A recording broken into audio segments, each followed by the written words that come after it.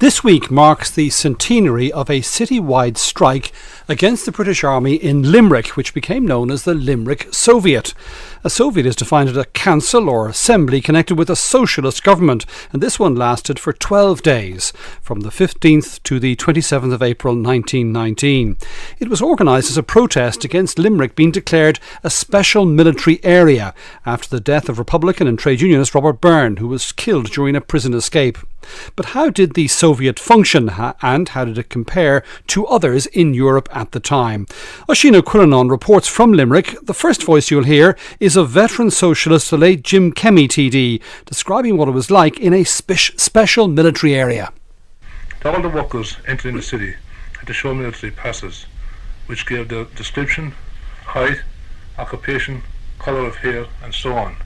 This meant that workers whose work took them across the Shannon into the city had to show the military permits 4 times a day as they crossed to and from their work over the bridge. The late Jim Kemmy speaking about how the workers in Limerick were affected before the strike. Liam Cowell is the author of Forgotten Revolution, Limerick Soviet. He recounts what happened on the first day of the strike. Unlike later special military areas, where the British used to go into the areas and check people, they didn't do that in Limerick. They stayed on the perimeter. So the workers woke up on the first day of the strike finding that the city was in their hands.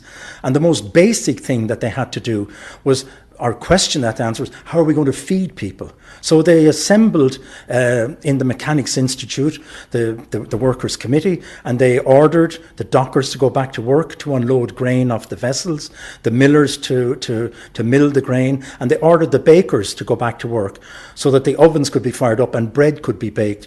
And so very early on, they began to secure food for the people of Limerick, which was the most basic requirement. As the British Army blockade continued and the strike went on, money itself became scarce. Liam Cowell explains how the Soviet reacted. The Soviet made a very pragmatic response to that, rather than an ideological one. Say, well, if there's no cash in the city, we're going to print our own. And what they did was they printed these banknotes, which were by way of a promise to a shopkeeper that if you accept this banknote from somebody paying for bread or paying for milk, at the end of this Soviet, then we will back those notes. When the strike was called, it was supported by a coalition of Republicans, clergymen and some employers. But as the Soviet went on, tensions started to grow.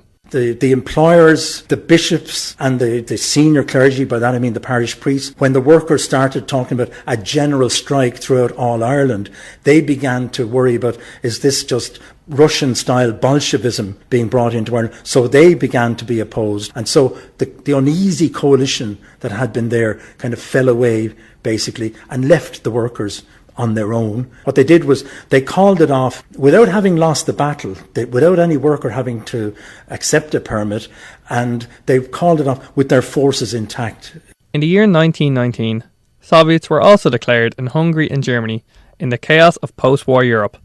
They were influenced by the Russian Revolution 2 years earlier. How did the Limerick model compare?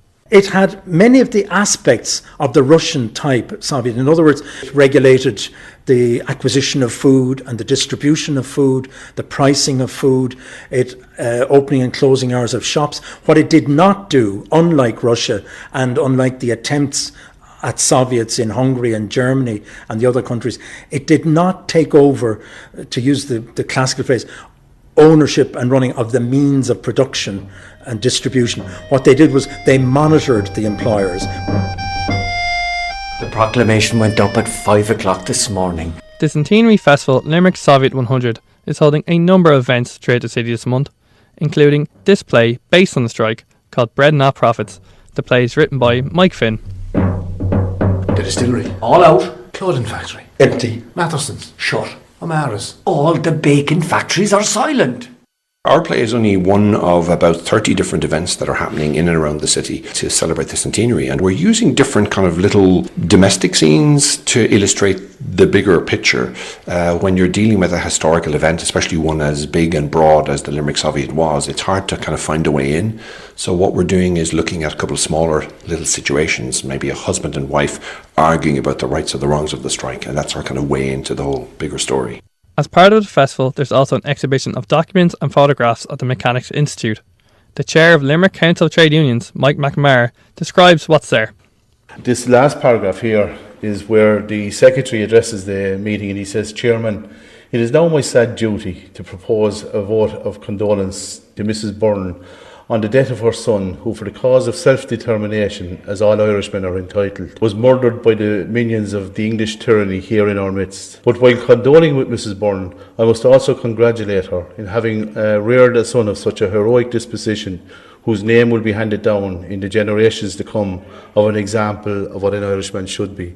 And today, that is my duty to hand that down to the next generation. And I think that's what our festival is all about.